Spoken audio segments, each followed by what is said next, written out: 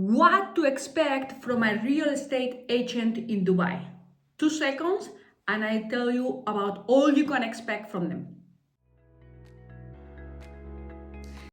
Hello everyone, my name is Maria Rubert, lawyer and arbitrator in Dubai for the past 15 years.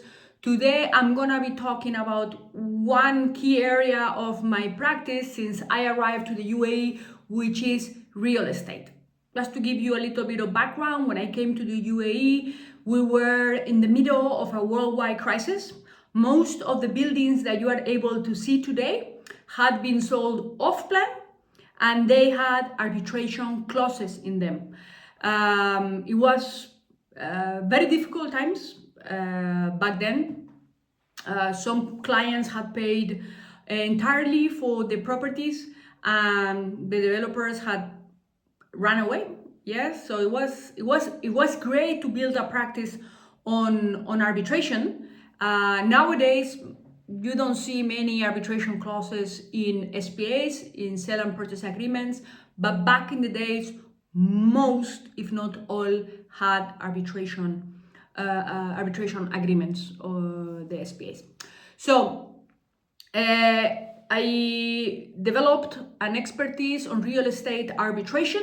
So when you are able to be, when you are able, and you must be looking at the negative side of a very positive side for the UAE, because the fact that people buy properties in the UAE is very good for the UAE as a country.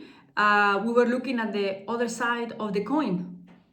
The disputes arising as a consequence of the non-construction. So it was difficult. That was back when the cars were left at the airport, cars were left in parking lots, because it was very difficult. It was very difficult times.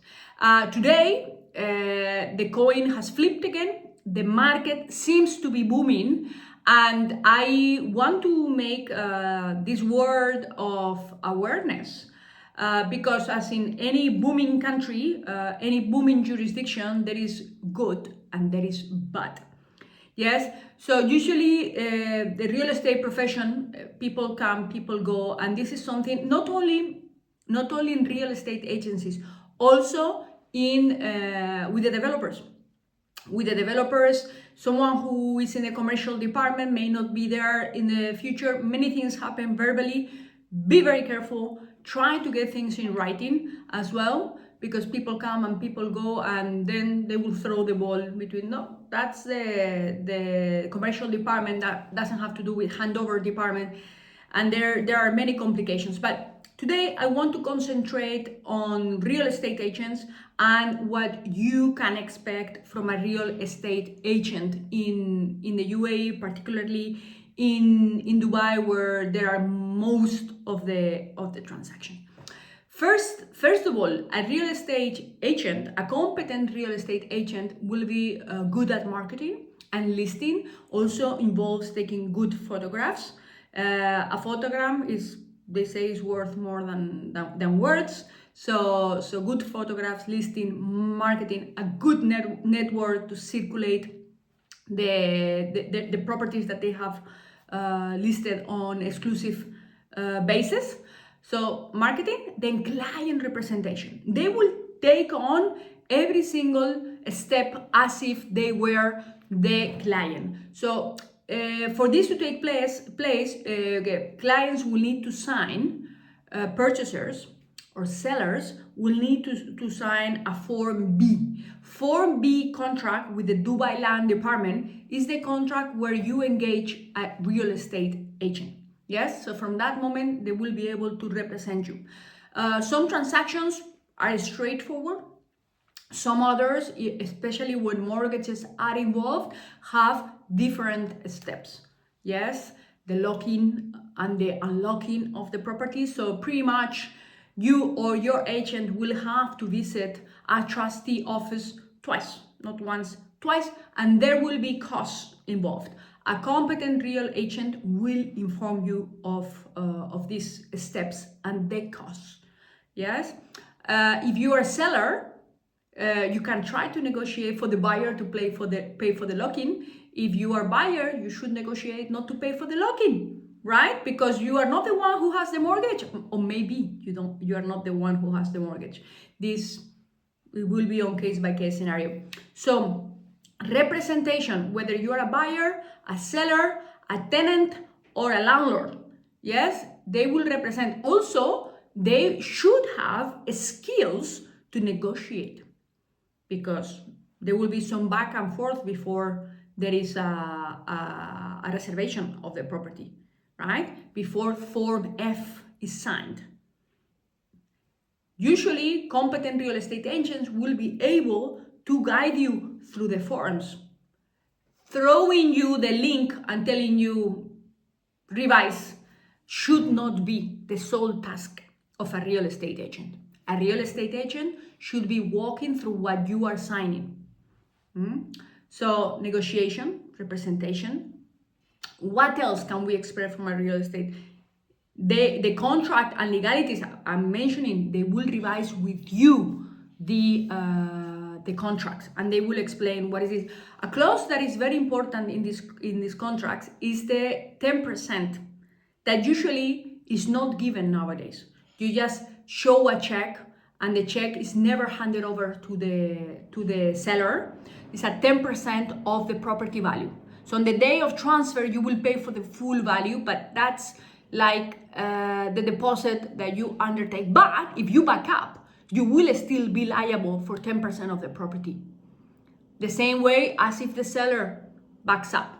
If he ever received that check as warranty, as guarantee of the transaction, he will need to return the check, and he will need to pay the same amount. So the fact that that check is given or not does not eliminate the obligations if one of the parties backs up from the transaction. Then, this is not available to, I would say, most real estate agents. Advisory. And by advisory, I mean two aspects. One is okay, you want to buy, you want to sell, this is the recommended price.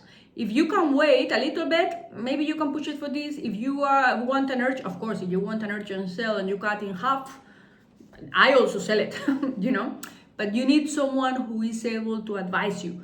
The same way with rent, no? A competent real estate agent will not be happy with you giving them the price, and will want to give you his or her input. And if you want to listen, fine, but they will give you the input. They will want to give you the input, okay?